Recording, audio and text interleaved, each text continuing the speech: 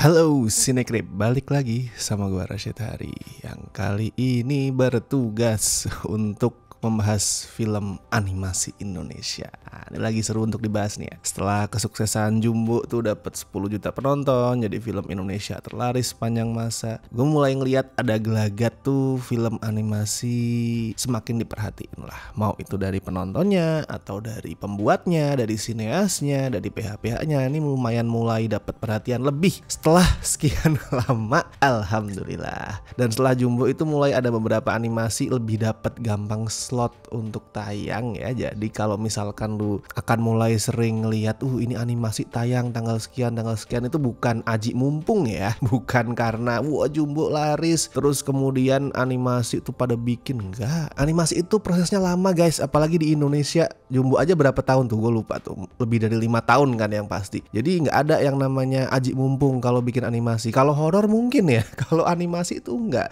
prosesnya itu panjang banget. Jadi di saat ada film-film animasi yang kok kemudian terkesannya out of nowhere dapat tanggal tayang, walaupun nggak out of nowhere juga, tapi kok tiba-tiba dapat tanggal tayang, itu lebih karena eksibitornya, bioskopnya itu mulai meraba kalau oh iya ini udah ada potensinya untuk laris, jadi dapat tanggal tayangnya lebih gampang. Kalau dulu gue yakin susah sih, bahkan untuk PH-PH gede sekalipun akan susah untuk ngebuk tanggal tayang film animasi karena track recordnya itu belum bagus. Termasuk yang mau gue review kali ini, yaitu ada animasi yang bertujuan untuk melanggengkan warisan trio komedian legendaris Indonesia, apalagi kalau bukan Warkop DKI kartun yang sebelumnya itu udah pernah ada dalam versi series tahun 2021 kalau nggak salah, itu ada di Disney Plus Hotstar. Tapi ceritanya beda ya, maksud gua udah ada sebelumnya, itu format animasi untuk Warkop DKI itu udah ada sebelumnya di series. Kalau yang versi film ini ceritanya beda. Tapi jujur gua nggak tahu ya apakah versi film ini emang dari awal itu diniati untuk rilis ke film atau sebelumnya itu jadi part of series yang belum rilis atau mungkin season 2 atau apa, gue nggak tahu. Soalnya kalau dilihat dari bentuknya ini mirip-mirip sama series juga, dalam arti dia itu antologi. Jadi selama durasinya yang rada pendek tuh 75-an menit lah, dia tuh bukan mengangkat satu cerita besar tapi dibagi jadi 3 segmen. 3 segmen itu judulnya adalah Robot Antik, terus ada Contek Sana Contek Sini, sama si Maju Mundur Offside yang ngangkat soal bola ya, yang dijual di trailernya itu. Itu semua ceritanya nggak nyambung, tapi benang merahnya adalah karakter Warkop yang merupakan anggota CHIPS.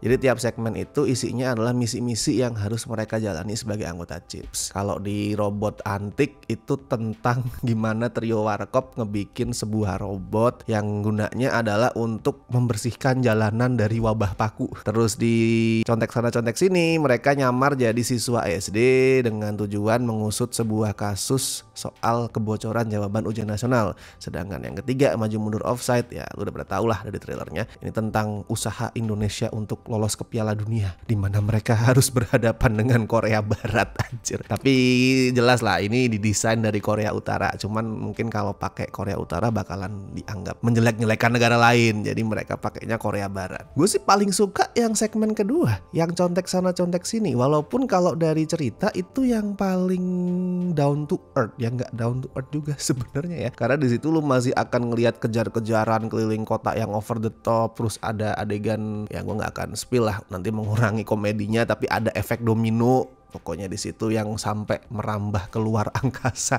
Tapi kalau dari basic cerita itu yang paling down to earth, dan buat gue justru itu kekuatannya. Karena kalau yang Robot Antik kan mereka harus kejar-kejaran lawan robot tuh. Terus di Maju Mundur Offside mereka mesti menggagalkan usaha Korea Barat yang mau melancarkan serangan nuklir ke Indonesia kalau misalkan Indonesia tuh menang di kualifikasi. Itu kan cerita yang apa ya, jauh banget lah dari realita. Sedangkan Contek Sana Contek Sini ceritanya sebatas kasus kebocoran jawaban ujian nasional. Itu sesuatu yang deket banget, tapi justru itu yang bikin segmen kedua nih lebih kuat. Dan itu sama kayak film-film Warkop di era-era yang sebelum 90-an, tapi ya sebelum jadi seksi, di era-era 70-an 80-an kan sebenarnya seabsurd apapun jokesnya. Cerita film Warkop, humor-humor di film Warkop itu akarnya adalah dari keresahan tentang kehidupan sehari-hari. Dan segmen Contek Sana Contek Sini buat gue tuh mirip sih, kerasa paling relevan, paling relatable. Walaupun lu jangan ngarep di situ ada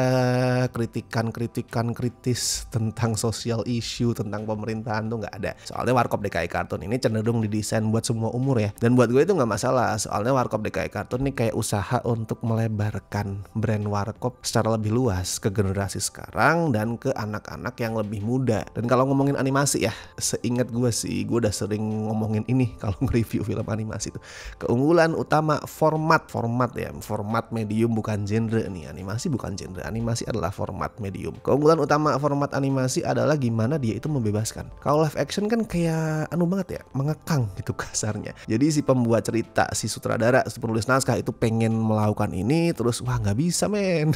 Live action tuh nggak bisa. Nah kalau animasi itu bebas. Dan keputusan untuk ngubah Warkop ke format animasi, ke format kartun itu buat gue bagus sih, karena jadi bebas, freedom, lebih kreatif nanti pada saat lu mengolah jokesnya, lu ngebawa ceritanya ke arah yang lebih absurd tuh nggak lagi ada batasan-batasan, wah ini nggak bisa, itu nggak bisa. Kayak misalkan nanti ada tuh adegan pas si Warkop kejar-kejaran sama robotnya, yang BTW dikasih nama Donobot karena mukanya mirip Dono ya. Itu ada mereka lagi kejar-kejaran, terus tiba-tiba animasinya itu berubah jadi kayak game platformers, video game platformers kayak Mario dan lain-lain lah, dengan gaya visual pixel. Itu pendek sih emang, cuman I don't know, beberapa detik aja. Tapi buat gue itu udah kayak wujud kreativitas yang keren. Dan kalau ngomongin visual, ini kerasa banget sih visualnya si Juki ya.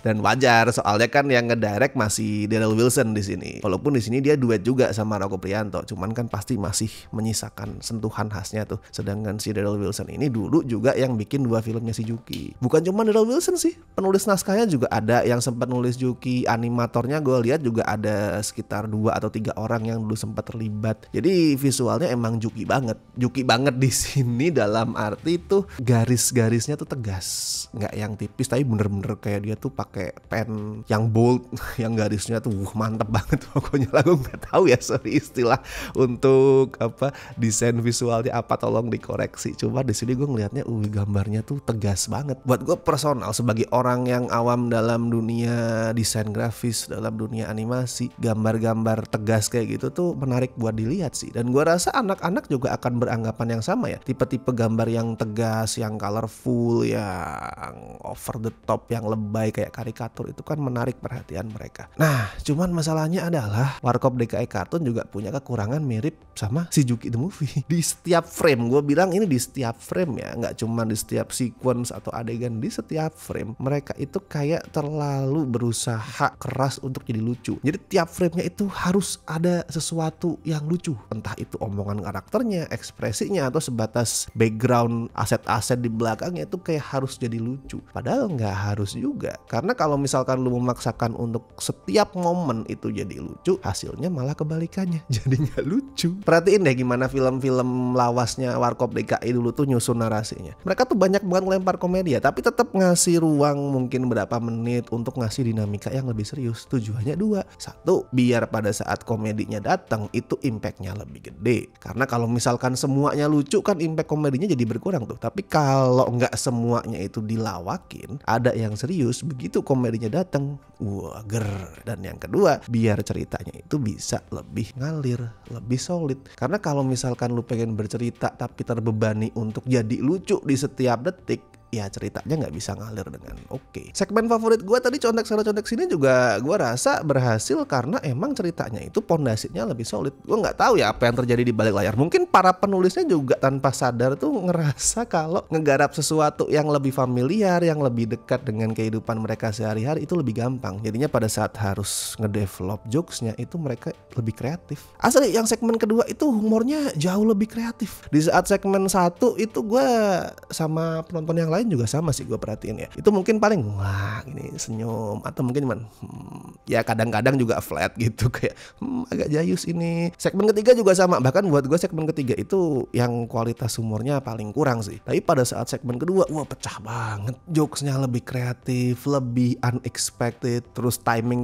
kapan jokes itu masuk juga digarap dengan lebih oke. Dan di segmen kedua ini juga filmnya itu secara cerdik ya memanfaatkan kepemilikan Falcon PH PH-nya ke banyak IP-IP terkenal kayak misalkan Dilan, terus apalagi Sidul. Nah akhirnya mereka bisa masukin cameo-cameo tuh. Intinya sih Warkop DKI Cartoon ini buat gue adalah bentuk modernisasi ya, dalam arti brand Warkop DKI itu nggak lagi jadi punyanya generasi tua, generasi mungkin Gen X dan milenial awal-awal, nggak lagi punyanya orang dewasa dengan jokes-jokes sarunya. Dengan Warkop DKI Cartoon ini brand Warkop juga jadi punyanya Gen Z atau bahkan mungkin Gen Alpha yang masih kecil diajak sama orang tuanya. Walaupun mungkin kesan modern, kesan kekinian itu buat gue agak berkurang karena ada beberapa jokes yang outdated. Outdated di sini bukan berarti ofensif atau jorok seksis kayak yang Warkop 90-an, enggak ya. Outdated di sini karena film ini kan sebenarnya ditulis tuh tahun 2018 tuh. Harusnya produksi 2019, cuman waktu itu ada pandemi. Udah ada pandemi, animasi pula makin kepending kan rilisnya. Jadi kayak dibuatnya tuh 7 tahun lalu lah, 2018. Jadi lu akan nemuin beberapa jokes yang lumayan ketinggalan zaman, kayak misalkan pemakaian istilah kids zaman now, kan udah gak ada lagi ya. Kalau sekarang ada yang bilang kids zaman now itu udah pasti boomer. Itu udah gak ada lagi. Atau jokes soal tongsis, banyak beberapa yang terkesan outdated. Cuman itu bukan kekurangan fatal karena gue paham ini emang udah dibikin dari 2018-2019. Ini animasi, sekali lagi ya, animasi itu prosesnya aduh panjang, susah. Jadi kalau misalkan harus ngeriset progres yang udah ada, gue sangat paham itu sulit. Tapi masih ada kok bentuk modernisasi lain yang patut diapresiasi di sini. Misal lagunya, nah gue suka nih, film ini kan punya banyak lagu-lagu khas Warkop DKI yang ikonik. Nah di sini di aransemen ulang tapi nggak jadi terkesan modern banget sampai ciri khasnya tuh hilang, nggak, tetap kerasa wah ini lagunya Warkop banget nih, cuman dengan aransemen yang agak lebih modern. Terus isian suaranya juga gue suka banget, mirip sama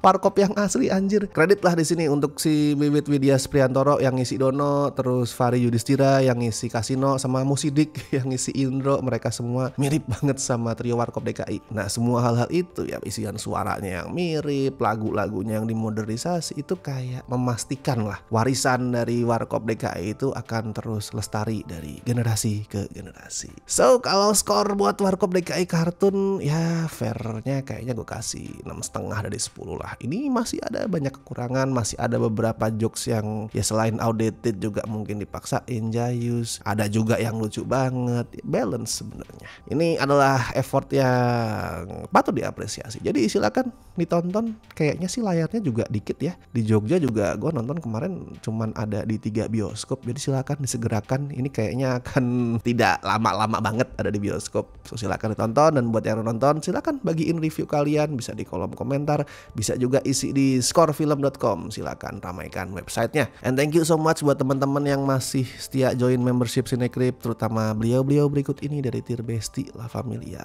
Thank you so much. Tir Sobat, walaupun nggak ada nama-namanya di sini juga sangat-sangat gue berterima kasih ya ke kalian semua. Alright, then gue Rashid Hari. Sampai ketemu di review-review berikutnya.